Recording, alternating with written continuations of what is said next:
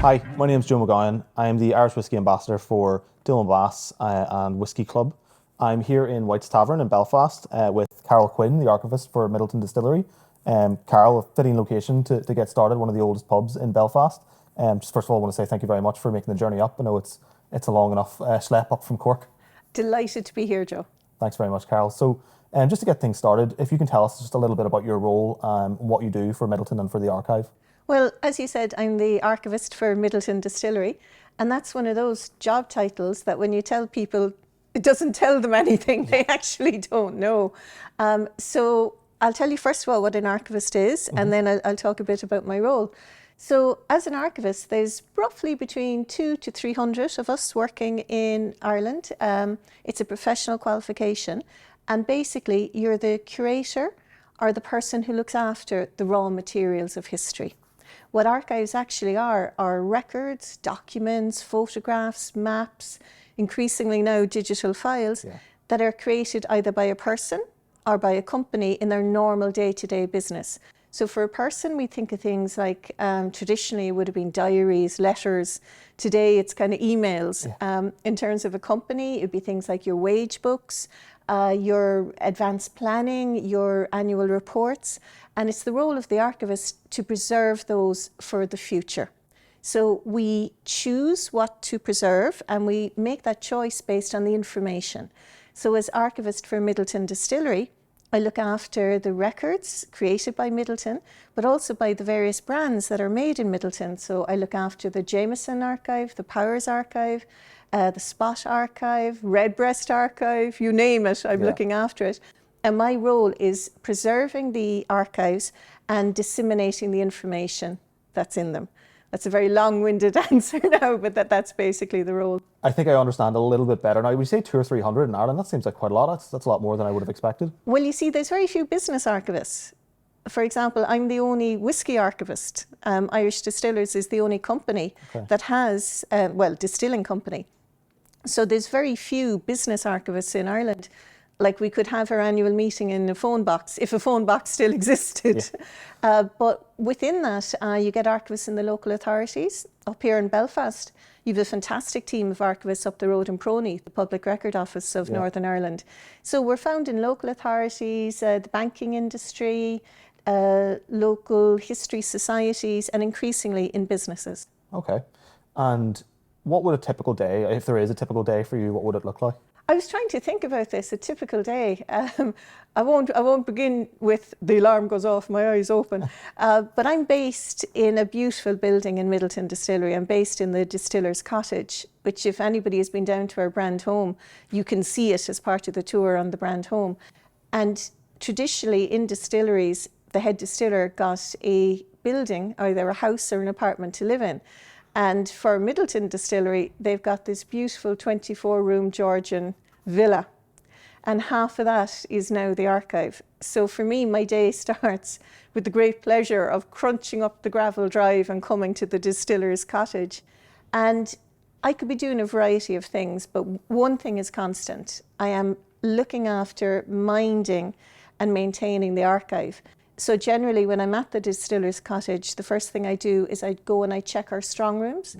So we've got 5 strong rooms, and those are the areas that we actually store the archive in.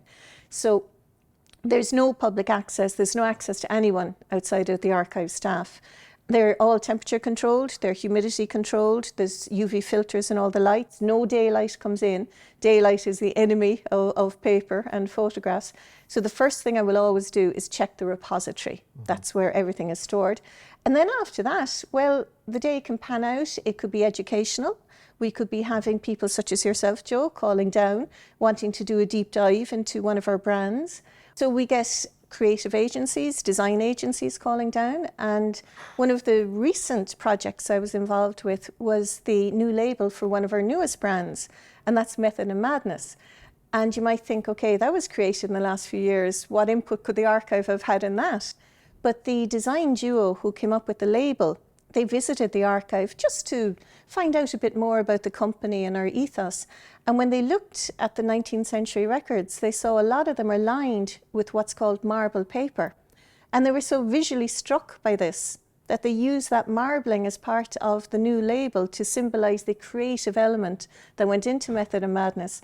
So the archive acts as an inspiration for a lot of the time. So a lot of my day might be taken up with meeting people like that. And then things that are quite mundane in the archive world, cataloguing. And then I get to travel. I get to go to places like Belfast and chat to people like yourself. Yeah. Sounds fascinating. So we touched on Method Madness, and you mentioned there's quite a lot of different brands, obviously, in the portfolio. Yes. Do you find that's a good thing, that keeps you like with a lot of different information you can be exploring, or is it just a lot of work? It's a lot of work. It's a lot of work. And sometimes I just have to take a moment and go, okay, what am I talking about today? Yeah. Because another part of my role is I call myself sometimes the history police, because I don't want one of our brand ambassadors putting out anything that is factually or historically incorrect. So if I'm giving a talk, we'll say, on the history of powers, I want to make sure that I am talking about the history of powers and that I'm not mixing up with the history of Middleton or the history of Jameson. So as long as I get a few minutes just to center myself and say, okay, then I'm good to go. So I find talking about the different brands very exciting. Yeah. Because you're not constantly talking about the same thing, you're meeting different people. And each of the different brands and the historic distilleries, they all have their own personalities, you know, and that comes through in the records.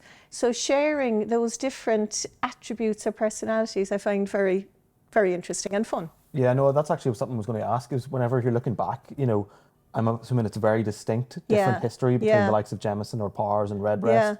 You know, what kind of stands out as the differences? Is it kind of how they kept records, or is it just the style of work that they did? Well, actually, that's one thing that does stand out, is how they kept records. Powers, in particular, their distillery was based at John's Lane on Thomas Street in Dublin, which today is the campus of the NCAD, the National College of Art and Design. So you can actually go in and still see the historic Powers pot stills are there in the yard. But they had a certain aesthetic, and they put a lot more into what we would now call today point of sale material than the other distilleries, actually. And you see this in the wonderful Powers mirrors that were created. If anybody hasn't seen these, just find a Victorian pub in Ireland, and there will be out to you in Belfast. And you'll see a Powers mirror. They really believed in aesthetic and in design. And if anything carried their name, it had to be of a certain quality. And that translates into the records. We're talking now mostly paper records, and usually bound volumes, which we call ledgers. And so they're bound in cardboard or leather, and you would have bought them in a stationer's, and that's what all the distilleries did. But Powers went a step further. And now these are internal records that only their own clerks and administrative people are going to see. But they're bound in beautiful coloured leather. And the name of, you know, what the ledger is, say, petty cash book. It's tooled in gold leaf. It's actual gold leaf. And I suppose for the modern world, it's the equivalent of having a very functional laptop to having a state-of-the-art, oh my God, that's incredible. And nobody external to the distillery would have seen this. But for Powers, if this was part of the tools of your trade, it had to be aesthetically beautiful. So that's an example of how the records actually show you how the different distilleries each had their own personalities. Sounds like Powers really had style. They did. Just you mentioned on John's Lane and the National College of Art and Design. I was down there not long ago, and somebody pointed out to me, if there's one section, if you stand out in the courtyard and look up, you can actually see a weather vane with the Powers Diamond P on it, which was only presumably going to be visible for a very small amount of people who are going to be standing in that very specific position. And also they pointed out that the lovely brass staircase has the Diamond P. You know, these are the sort of things that you wouldn't expect the average person to notice, but you wouldn't expect the average industrialist to bother. Because these were stairs that only, you know, the employees were going up and down carrying sacks of barley. But again, for Powers, why wouldn't your workplace be beautiful? Why shouldn't it be aesthetically pleasing? And you don't even have to go into the old distillery, now the campus, to see that.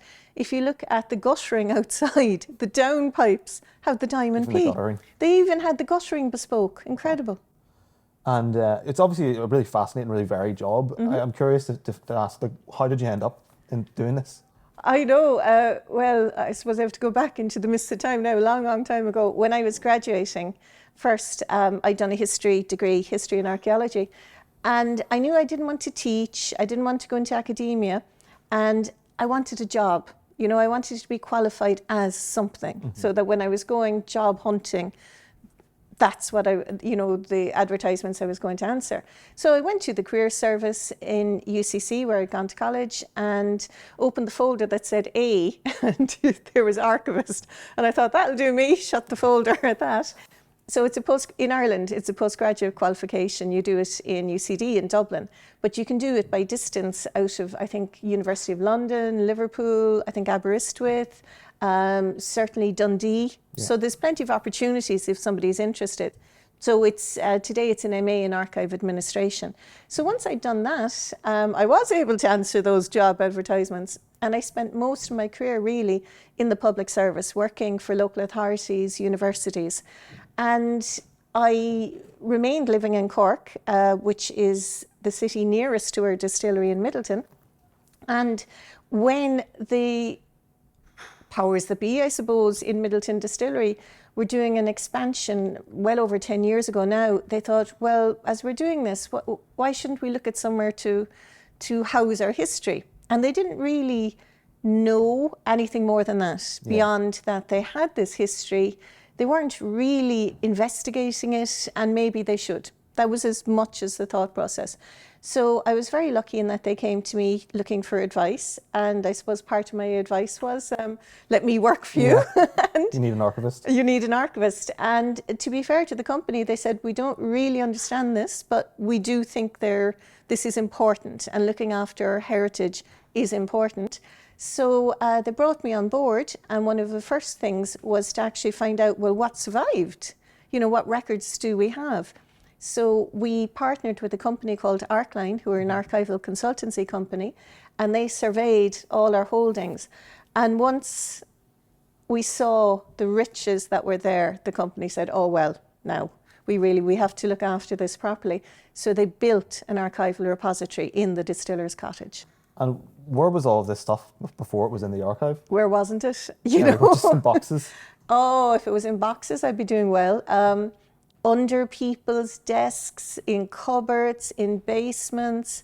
As part of a distillery, you have a lot of warehousing. Warehouses all over the place. So warehouses that people hadn't been into for years in the distillery, our bottling plant up in Fox and Geese, boxes and boxes of records, our head office in Dublin, records. And then a lot of former employees who recognised the value of these old records and recognised that they were in danger of being thrown out, had taken them home to look after them. And so once they saw that somebody like myself was in position, they contacted me and brought back all those records. So it took quite a long time, and we were very lucky with the two historic distilleries in Dublin, that's Jameson and Powers. When they were closing in the 1970s, the management at the time said, we are not throwing out this material. So they boxed it all up, they put it on pallets into the National Archives of Dublin, and when I came along, the National Archives released 45 pallets of records. Wow. Yeah. They're going to say 45 boxes of records? Oh, that would have been nice, wouldn't it? It took me, I'd say, the best part of 5 years to go through those pallets. I'd say so. Yeah. And do you think you've found most of it now, or does stuff still regularly turn up? No. I think I've found most of the physical items, and I would have a very top-level catalogue, but that might just say ledger record from Jameson Distillery. I haven't opened it and read it, so there's always something new. And this is the great thing. The brand teams come to me on a regular basis, and there's always something new to tell them, to share about the history of our company and its brands. Is there anything you've found that's really stood out, or something they found that was a really special discovery? There's a couple of things, really. When I would be opening the boxes, you'd have no idea what's in there. So you're coming to work, and it was kind of like Christmas every day. You're undoing the wrapping and you're having a look in. And some days it's great, and then some days it's not. Yeah. Like there was one pallet, I remember, it was nothing but commercial traveller, as the sales reps were called back in the day, their petrol expenses. Not the most exciting thing to go through. Not the most exciting, and not relevant to keep. You know, we didn't need to keep I'm going to say 2,000 little slips saying how much you paid for petrol. Like, the knowledge is already out there of how much petrol cost in the 1970s, the 80s, the 90s. So we don't keep that. So that wouldn't be great. But then other days, you open boxes and you're looking at glorious things. You're looking at, one day it was a little notebook, very nondescript. And when I opened the cover, inside was written John Jameson, 1826. Wow. And it was the pocket notebook of John Jameson II, the second of his name, getting all very Game of Thrones here, to run Bow Street. And it was his actual record of distilling Jameson in Bow Street in 1826 in his own handwriting. Amazing. That was astonishing. Is it true that there was some barley stuck in it? I heard somebody say that there was actually a few little bits of barley in the... There actually was. The notebook was in bits, as you could imagine. So before I could really handle it, I sent it to a paper conservator.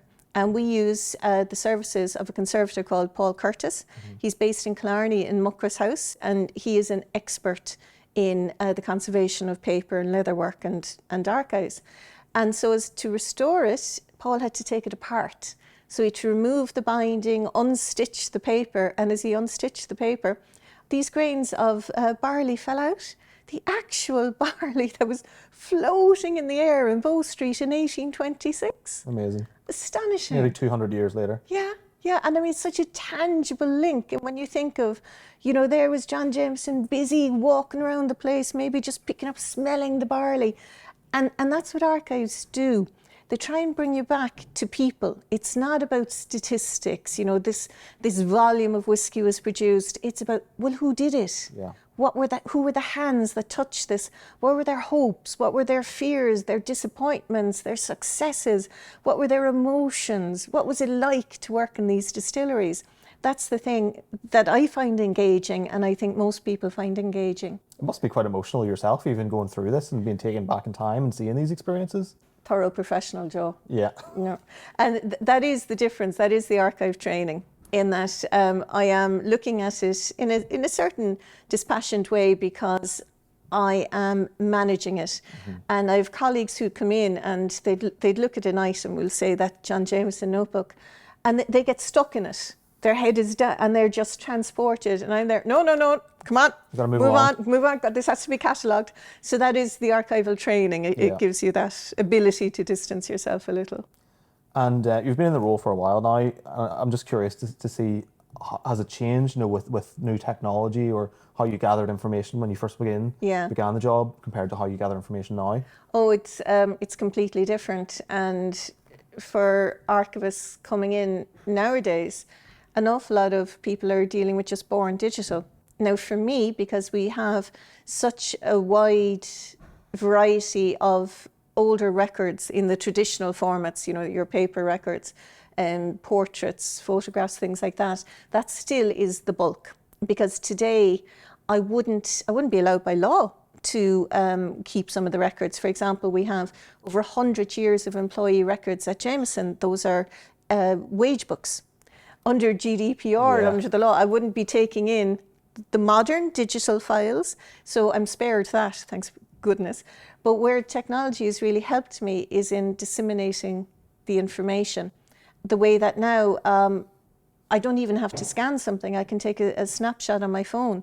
Like if you contact me and you say, could you give me an example of a bottle from the 1960s that I can show a client? I can, take it on my phone. It's with you in seconds. I mean, really, it's extraordinary. So for me, what technology has changed most is the way I'm able to share things and share information. I know you've been very helpful in the past. I can sometimes send you a picture of a bottle and say, any idea when this might be from? And very quick to come back to me and say, yeah, that's 1960s or 1970s. So it's always been really, really helpful.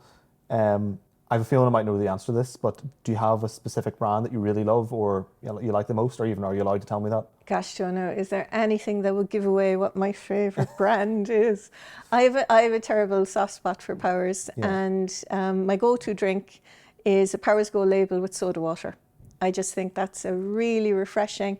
There's something nice and warming and spicy about the Powers, and then the soda water with a bit of ice makes it a long drink. And that would be my go-to. Yeah, well, it's a nice summer's day today, so we could definitely go for one of those right now. Excellent. So we've obviously talked a lot about your role and whiskey. Outside of whiskey, are there any kind of personal life experiences that really stand out to you? I was kind of thinking about this, and I was going, wow, it's a big question. And I suppose when I look back at things that have really stood out for me, it's generally occasions that you're with the people you want to be with. You know, it's occasions with friends, with family. It might be just a get together, a birthday, something like that. I do like being with the people I want to be with, you know. I do like getting together with my friends. I do like celebrating the happy occasions in life, you know. Yeah. And you're from Cork. Yeah. And you seem to be very proud Stuck in Cork. Well, you seem to really love Cork. Would you consider yourself an ambassador for Cork as well? I'd like to think so. I think everyone at some point in their life should visit Cork. Yeah. You know, why not? But having said that, I love travel. Yeah. Even, you know, coming up to Belfast this week, I was delighted. I enjoyed the train journey. I like looking at the different landscape as you're going through it. You know, I think travel is one of the most important things you can do. Just to go to other places, meet the people there, see how they're living their lives, see what formed it. Of course, I'm a history buff. I love going to the continent of Europe. You know, I remember years ago going to Barcelona with a group of friends and just wandering around as you do. And we came to this little courtyard quite randomly, and there seemed to be a very nice building, and we just walked over to it, and there were these steps, and I just stood on the steps and I was looking up my guidebook. This was before everything was, before TripAdvisor, looking at my guidebook, and I realized I was standing on the steps that Ferdinand and Isabella of Spain stood on to send Christopher Columbus off on his voyage that he first encountered America. Wow. Those were still the actual physical steps that they stood and said to Christopher Columbus, you know, have a good voyage. That blew my mind. So I think travel like that and seeing places that you might have read about in history books, that's what I like to do. I don't think we'll have anything quite as impressive as that up here, but you know, if we're walking around later, I'll maybe point out a few old sites for you, a little bit of history. I'd love that, yeah. So Carol, I imagine there's a big digital presence, so, you know, in terms of backing up information. Can you tell us a little bit about that? Well, this is a really interesting area, and it's something that people say to me a lot when they come to the archive. A lot of people, the first thing they say is, well, sure, you'll have digitized all of this, won't you? And the answer is no, I won't, and it won't ever be digitized, because when you digitize something, you create a second silo. It's a silo of dots, you know, bytes of information that requires maintenance. And in Irish Distillers, we have a very strong commitment to the environment, and we have a strong commitment to sustainability. So every time you create a large data set like this, it needs to be stored somewhere. We talk about the cloud, but actually that means a data center. So I ask myself, before I would scan or digitize anything, why am I doing this? And it has to meet certain criteria. First, it doesn't damage the original. So I'm not taking a ledger or something and cramming it down and breaking a spine. So that if it's going to damage the original, it will not be scanned. And then I'm asking myself, well, who is actually going to look at this? There are certain records, I'll talk about maybe, again, petty cash books. No one is actually going to need to look at every single page, and there could be 1,000 pages. So why am I scanning this? Why am I taking up valuable resources? I tend to digitize to share. So a photograph, an image of our distilleries, maybe something from Middleton Distillery, I will scan that because I can see it's going to be used. But I do look at the whole sustainability of the archive. For example, a lot of archives would have air conditioning to keep the temperature control, which is so important. But I'm in an old building with thick stone walls, and I suppose I've been in the game quite a long time as well. I looked at this and I knew internally in that building there wasn't going to be a lot of fluctuation, and that's what causes damage. Yeah. And I also knew that air conditioning is such a suck for power, electricity. So I made the choice not to put it into our archive repository and to use the building itself. And that's luckily, that's worked out fine. So it's about making those choices. So in terms, again, of scanning everything, no, that's not the way you do it. And of course, if you scan something, the preservation of a digitized image is really, really difficult. If anybody is out there can remember the old floppy disks, which were kind of hard squares of plastic, and this was before the memory stick, this is what was used. There isn't a laptop going that you could put a floppy disk into. So you might have digitized something, but now you've lost access. So it's a whole world, and it requires enormous resources. So when people are doing research, a lot of people are interested in family history, and they go onto a website and you click away and up comes your image. You don't see the back end of what went into that. Yeah. And for institutions such as the National Archives, or again, PRONI in Northern Ireland, by scanning and making something available digitally, it means somebody doesn't have to travel to them. So actually, it becomes a bit more carbon neutral to do that. But for somebody like me, am I using vital resources? What really is going to be the result of this? So I choose very carefully. Yeah. It's funny you mentioned about floppy disks being outdated. I know a lot of modern laptops don't even take CD-ROMs anymore. This is a problem that I have, because when I first started, which was just about 10 years ago, I put a lot of information on CD-ROMs, so I'd have it filed. Can't look at any of By them. the time you digitize everything, there'll be another new technology This or is new the way. storage devices come along. But you know what's going to last, Joe? My paper records. Yeah. They're going to You last. take care of them, they're not going anywhere. Yeah. I was thinking as well, even if you were to digitize something, when you talked about 40-something pallets of information, there just wouldn't be the manpower, the resources to physically digitize that much information. Oh, yeah, there wouldn't be. And it's not just about the scanning, it's about the metadata that goes with it. What is this a scan of? Who created it? There's all these extra things. But of course, the archive is an internal resource for Irish distillers, but it has information that people all over the world are interested in. So how to give people access. Yeah. So what we've done twice now is we've partnered with Ancestry.com, which is the provider of a genealogical platform on the internet. And they have come to us and they have digitized certain records. One of them is 100 years of employee records from the Jameson Distillery at Bow Street. So they're available to search via Ancestry. So that means somebody in New Zealand, Australia, Canada, anywhere in the world that you think your grandfather, your great-grandfather might have worked in Bow Street, you can go online and you can look there. And I think that's possibly the best way to do that. Yeah. And we've done a second set with them, which is publicans' records, again relating to the Jameson Distillery. So that went online earlier this year. So if you had a relative who owned a pub in Ireland, and if you think they bought Jameson in the 1920s and 30s, have a search on Ancestry. You'll be able to find out for sure. You'll be able to find out, yeah. Amazing. Whenever you're looking back through the archives, obviously there's a lot of great information and great history there. Are there any really interesting examples of innovation or anything you've seen the brands do that really stands out?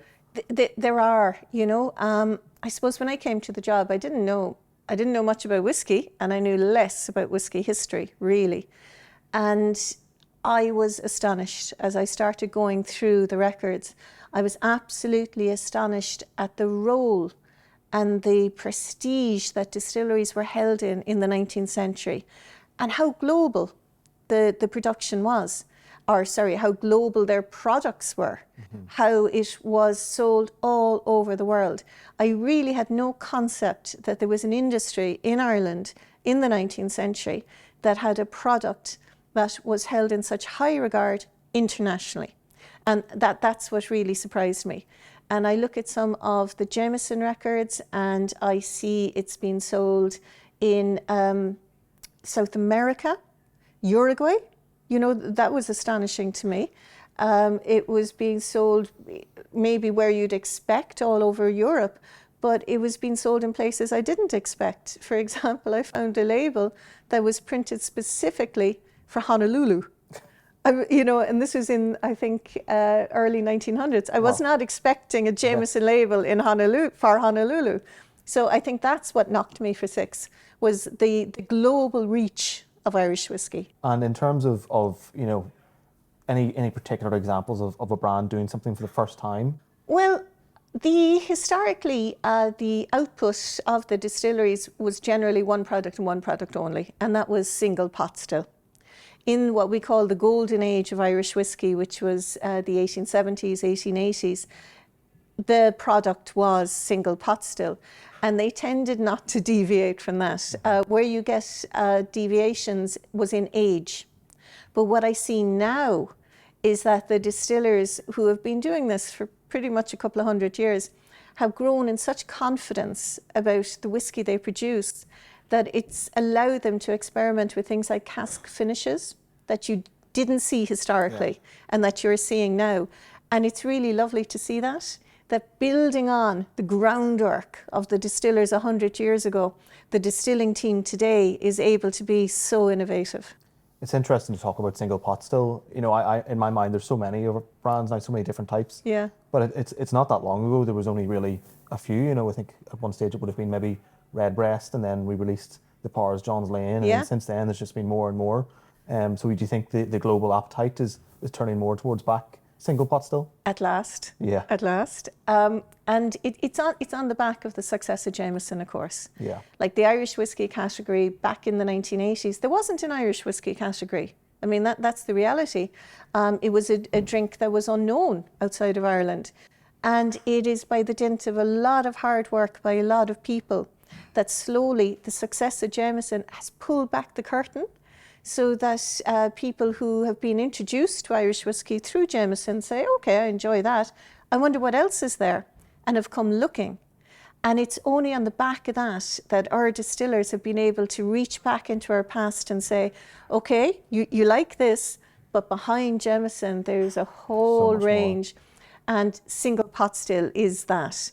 And you see the reintroduction of the Spot range. I mean, that was fantastic to see that and the success. The growth of Redbreast. I'd love to meet the person who tries Redbreast and doesn't enjoy it. I've still, never met them, and I never hope to meet them.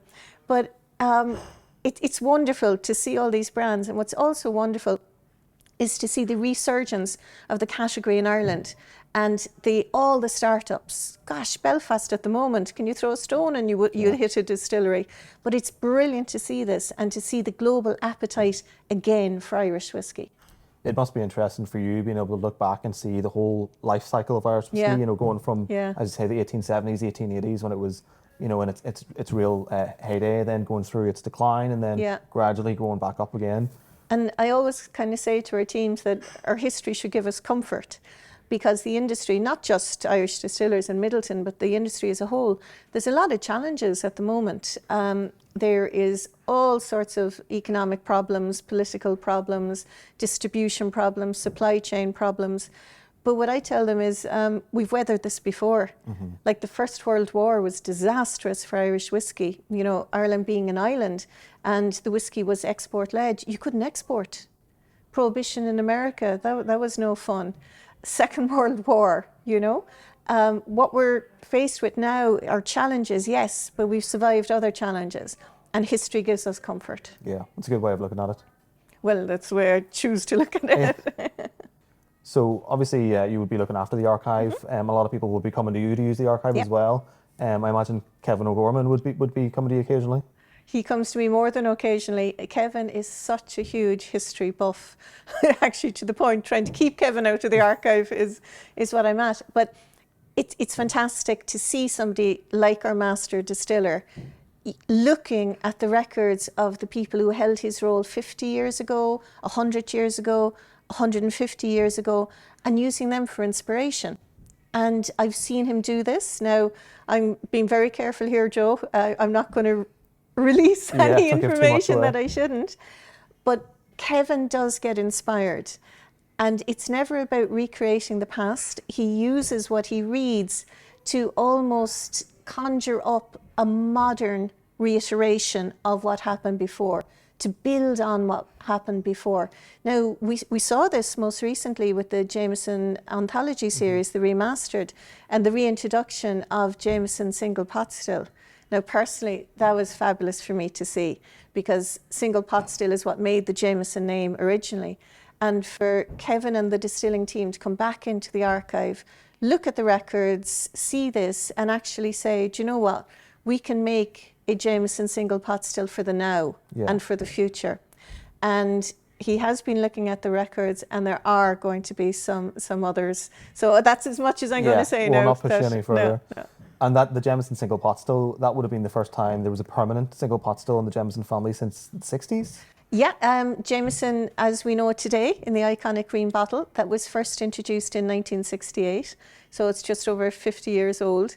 And it has done such a wonderful job in reigniting interest.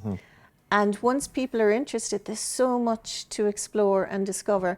And of course, single pot still, the Jameson single pot still, yeah. It's interesting to think, you say people like Kevin are using the archive for inspiration. Yeah. It's interesting to think if we didn't preserve and, look back how different our portfolio or our whiskey scene might be, otherwise. And I think the consumer would notice it.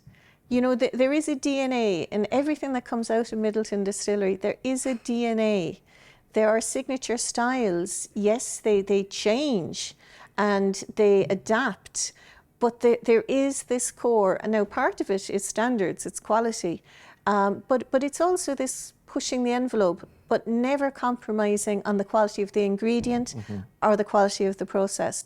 And I think any consumer would say that about any of the brands that come out of Midleton.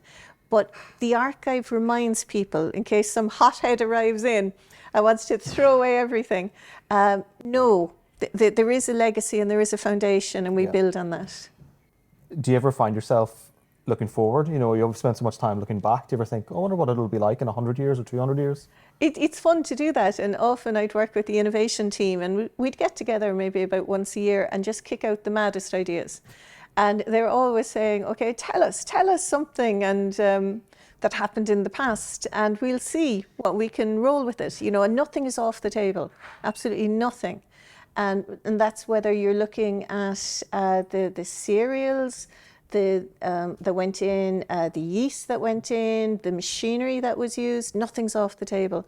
So I suppose I do, and like an awful lot of it though, it's going to be based on input from the whiskey community, from the consumers, because there's a very educated group out there now who enjoy their whiskey, know what they're talking about, and have things that they would quite like to taste. Yeah. So there's a lot of listening goes on as well about what the whiskey community would like to see coming.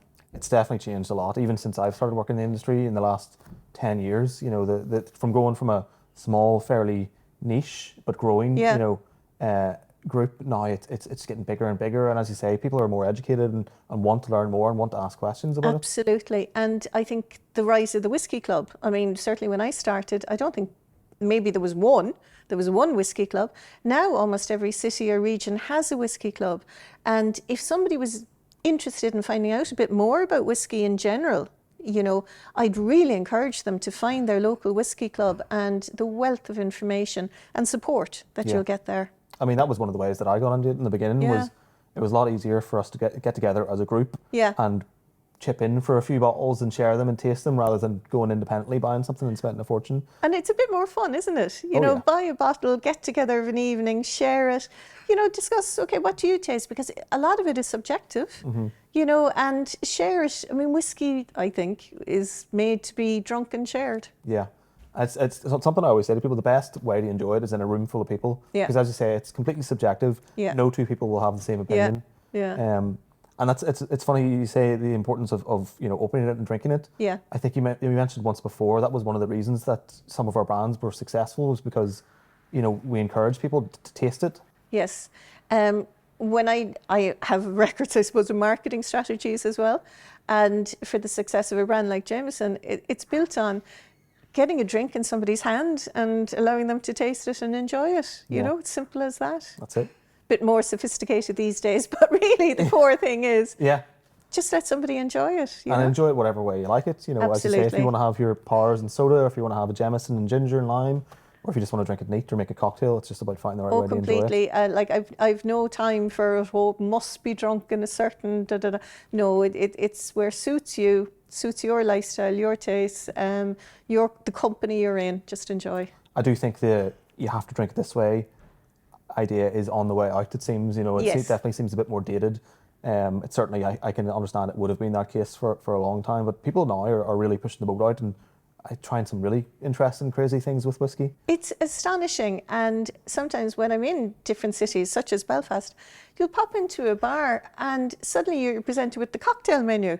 And I'm from an era where you didn't get cocktail menus in bars. And just to watch the way people are breaking down the flavour components of the different brands and saying, okay, this brand to me is a bit spicy, this brand is a bit sweet, and then building on those flavour profiles, I think that's really interesting. And finding other like fruits, bitters, herbs that'll bring out those flavour components. And that, I think, is great fun as well. And it's created this huge community of mixology that I think is something that is really lovely, because it's people sharing knowledge and experiences. And it's a way to be creative as well. Like some of these people, some of the ideas they come up with are fantastic. Now, I had one recently, I'm not going to say where, not going to say what. It was too creative. Yeah. Some maybe just went a little bit too far. To me personally, but that's taste, and the person who comes in might have really enjoyed that. Yeah. So might have just not been for you. Maybe it was for somebody else. Yeah. So, Carol, if you wouldn't mind, could you tell us a little bit more about the Distillers Cottage? Oh, yeah, where the archive is actually based. Well, the name is a bit of a giveaway, the Distillers Cottage. Now, first of all, it's not a cottage; it's a very large building. But it was the home of the master distillers at Midleton Distillery, and the last family that lived there was the Crockett family. And people will know Barry Crockett, our former master distiller, as the person who came up with in 1984 Midleton Very Rare, the signature style and I suppose the most prestige whiskey coming out of Midleton. But when I think of Barry, I think of a lot of different things. I think of a small boy in a family growing up in the building that I work in every day. And when I look out of the window of my office, there's some trees. And if I go down to them, I can actually see Barry's initials carved in that he did with a penknife when he was about 7 years old. And he showed me them. He brought me down to show me, because I was so lucky that when I first started in the archive, Barry was just retiring and handing over the reins to Brian Nation. But the company, I suppose, didn't want Barry too far away. It was a lot of responsibility. So Barry actually came in, he volunteered in the archive for about, 3 or 4 years. So it was just Barry and I every day, and we'd go for our coffee break and we'd just sit and look around, and he would tell me about the history of all the different buildings, the people who worked there. And then as I was learning about the history and the processes, there'd be terminology I wouldn't understand. Lime arm, what does that mean? Pot still. And Barry explained it to me. And what an incredible experience that was, to have somebody like Barry Crockett, whose father before him had been the master distiller, actually explain the nuts and bolts of a distillery to you. Yeah. So I was very, very fortunate. So I've stayed in contact with Barry the whole time, and he lives locally. Of course, the family had to move out of the Distillers Cottage once his father, Max Crockett, retired back in the 1970s. But I see a lot of the buildings, I think, through Barry's eyes now. Yeah. And I know that when he was bringing Midleton Very Rare to the world, he felt the weight of history on his shoulders. He knew the people who had been working in Midleton Distillery in the bad times, when whiskey wasn't selling. And he was doing this to honour not only the process, but all those people, all those generations that as a small boy, he would have seen those older men, many of whom worked in the distillery with their fathers, their grandfathers, their great-grandfathers. So Midleton Very Rare, for me, sums up that.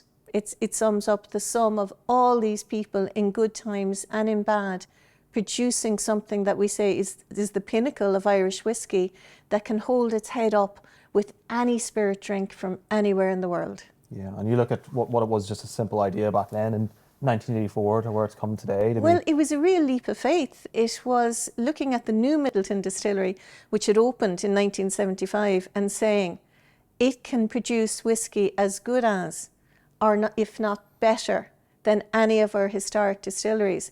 And I think a lot of people don't really appreciate the engineering masterpiece that new Midleton Distillery is, and that all the hopes and the dreams and the vision of so many people went into it, and the work, the backbreaking work, the teams of engineers and the fitters who keep it going even to this day.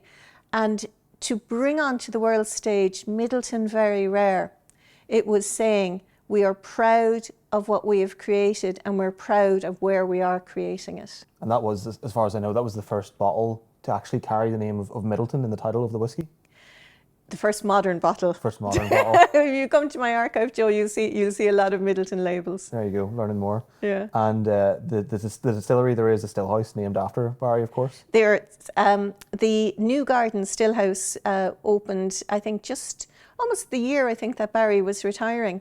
So the old still house, which had just simply been known as the still house, was renamed the Barry Crockett Still House in Barry's honour, to distinguish it from our new garden still house. Yeah. And of course, we're just laying down plans now to open a third still house, which is absolutely incredible. Yeah, I've seen the plans. It's very ambitious. Yeah. And of course, he has his whiskey as well, the Barry Crockett Legacy, Midleton Barry Crockett Legacy. Again, it's something that I'm quite partial to. And before I came to work in Irish Distillers, like many women of my generation, I suppose, we didn't drink an awful lot of whiskey. So the first whiskey I ever drank was a glass of Barry Crockett Legacy sitting next to Barry Crockett at the Christmas party. Yeah. So we've talked a lot about the brands. One brand that I think is quite interesting would be the Spots, obviously because of the connection with Mitchell and Son as well, and also just being such an old brand. Can you tell us a little bit about the Spot whiskies? The Spot range now, this is really interesting because this shines a light on the old tradition of bonded or bonders whiskies in Ireland. Mm-hmm. Now, traditionally, all the distilleries, and again now I'm talking about the 19th century, really, the second half of the 19th century, the distilleries would have had two routes to market. They could produce and bottle themselves and put their label on and sell, and many of them did that, or they could choose to sell in bulk, and they could sell in bulk either to a publican who was going to bottle it on his own premises, or to a distributor, to a wine and spirit merchant. And the wine and spirit merchant generally would be buying vast quantities because they had duty-free warehouses. And this is what's really important. Whiskey production then as now is highly regulated. It earns an awful lot of revenue for the government. So the eye of the government is on every single drop. And you couldn't move whiskey around without informing revenue.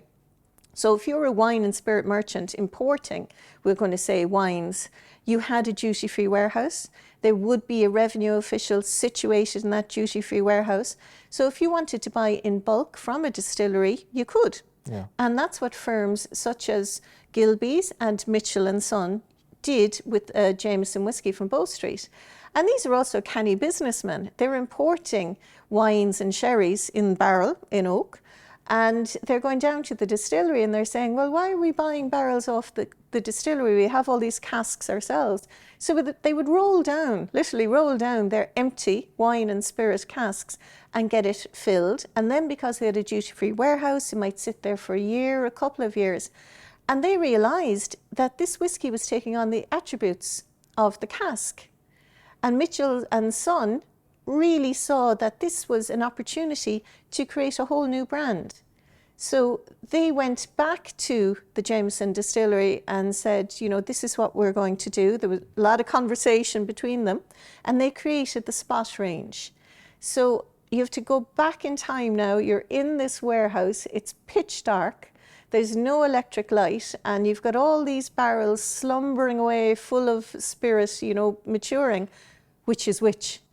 Yeah. And you would have employees who possibly weren't literate, you know, schooling wasn't what it is today. So they would daub the casks with different colour paint to say this is a 3-year-old, this is a 7-year-old, this is a 10-year-old. A spot of red, a spot of yellow, a spot of green, a spot of blue. And they became known as the Spots. And this was something that really, it was sold in and around Dublin. It was kind of like an underground cult classic. It was never really exported.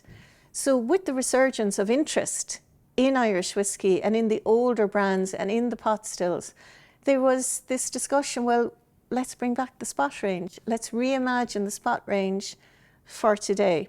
So we did that in partnership with Mitchell and Son, and it's been a tremendous success. It's been really greeted with great enthusiasm by the whiskey community, and people like to get together and, you know, you've got a blue spot, I've got a red spot, there's a yellow spot. Let's come together, taste and enjoy and compare. It's interesting. So we talk about the lifestyle of Irish whiskey. It must be something really special to actually see a brand that existed, disappeared, and then to come back. You know, there's something really special about it. And what's great for me is that I suppose I'm in on the ground floor in terms of things like even the label design. The innovation team would come to me and say, well, what did the label look like before? What did it say? What were the words? Was there a vision? Was there a motto? And so I would see, you know, all these new label designs reinterpreting for the modern world. And that's one of the really cool things, to see that process go from beginning to wandering through an airport maybe and seeing it on the shelf. Like, that's really cool. You talked about it being like a domestic product as well, the spots, for a long time. Yeah. I heard somebody once describe it to me as Green Spot as being Ireland's best kept secret. You know, it was just never sent anywhere else. It was never sent anywhere else because there was only one shop that sold it. Yeah. And that was the Mitchell and Sons shop in Dublin. Now, famously, you would have a couple of Irish expats pining away for their Green Spot, and a great fan was the writer Samuel Beckett. Just to have it sent over to Paris in case. Well, if you were going to visit him and you arranged to meet him at whatever cafe, you know, he's famously grumpy, but if you brought him a present of one of the spots, he chatted a bit freer. If I was a bit grumpy and somebody bought me a bottle of Green Spot, I would definitely be in a better mood. So obviously looking back, you would see a lot of the people that would have worked in the whiskey industry, and it would have been all men, presumably. Oh, completely, all men. Yeah. I often talk about, you know, the history of our workmen, and I use that word very significantly because it was all men. And a lot of people say to me, well, why weren't there women? And it's the reasons are historical, and it's nothing to do with the whiskey industry as such. It is the way society treated women up until very modern times. Joe, you might be interested to know that up until 1980, a married woman in Ireland was not allowed to have a bank account independent of her husband. 1980? 1980. Wow. And that's when that law changed. So it meant that if you were a business person, your husband could be lying at home on beautiful sofas like this, but he's getting all your money because you can only have a joint account. Certainly when I was in secondary school and we were being told about how you go to apply for a mortgage, the advice was you need to bring your father, your brother, or your husband with you because as a woman, you will not be given a mortgage. So if you pull this back, it means in business, why would other businessmen deal with you when they knew that you couldn't get things like a bank loan? Yeah. You know, a woman couldn't raise credit. So there really was no point in a woman setting up a business because society would not allow her to continue. And people say to me, why didn't you see women in distilling? Well, you didn't see them at the ground floor because it was very manual. So you're hefting heavy manual things. But why didn't you see them in management? And that's why you didn't see them in management. The entire culture was set up so that women were not treated seriously within business. Now, people will say, but so-and-so, they were a woman and they ran a distillery. When you look at those women, they're generally widows. So they're keeping the seat hot for their sons. Yeah.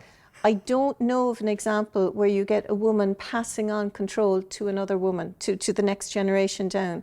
It's generally a widow carrying on the family name until such time as there is a male to come up. Now, thankfully, society has changed dramatically and drastically and wonderfully. And in Irish Distillers, through our graduate programme, in which we bring in graduates in the food sciences, in the chemical sciences, to work within the distillery, we've seen an incredible number of women. And a couple have come through that programme and are now working with us. Examples are Deirdre O'Carroll on our blending team, Eva from recently in our micro distillery, Catherine Condon within the distilling team, all of whom came up through the graduate programme. And it's just great now to see so many ambitious, capable women working in Irish whiskey. Yeah. And not only working in it as well, but leading. leading Irish enjoying whiskey. it and Well, yeah. Now they were always able to enjoy Irish whiskey. You know, they once somebody developed a taste for it, and you're increasingly seeing women within the whiskey clubs. So, Carol, it's been absolutely fascinating listening to you talk for the last while. You're clearly very, very passionate about history and Irish history and of course, whiskey as well. So, just want to say a really big thank you for coming up and spending some time with us in Belfast. Joe, anytime. I'm very fond of Belfast, as you know, and I'm really looking forward to now going out and trying some of those whiskey bars that you've been telling me about. We'll have to give you a bit of a look around after this. Brilliant. So listen, guys, if you really enjoyed this and you want to learn a little bit more about whiskey and about Whiskey Club, please just make sure to visit our website, whiskeyclub.com, and follow us on social media.